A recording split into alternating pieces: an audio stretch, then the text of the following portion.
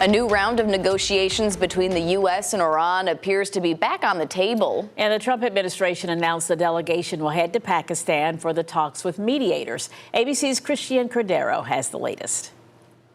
Today, after a week of will they, won't they discussions about potential negotiations, the Trump administration confirms plans are set for Special Envoy Steve Witkoff and Jared Kushner to head back to Pakistan for a second round of negotiations with Iran. The Iranians want to talk. They want to talk in person. And so the president is, as I've said many, many times to all of you, always willing to give diplomacy a chance. So Steve and Jared will be heading to Pakistan tomorrow to hear the Iranians out. Not scheduled to attend, Vice President J.D. Vance. Witkoff and Kushner are expected to meet with Pakistani mediators, who will also meet separately with an Iranian delegation. A senior Pakistani government official also tells ABC News if the meetings are a go, U.S. and Iranian delegations would meet directly on Sunday. The anticipating meeting comes as the war heads into its third month and during a fragile ceasefire tested largely at sea.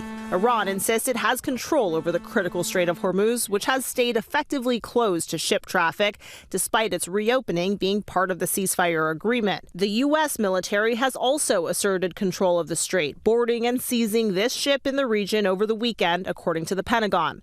Today, Joint Chiefs of Staff Chair Dan Kane said troops gave the Iranian-linked vessel several warnings before taking action. Over a 6-hour period, the vessel and her crew repeatedly ignored U.S. warnings. And then the U.S. Navy destroyer executed a series of pre-planned, carefully calibrated escalation options, including firing 5 warning shots.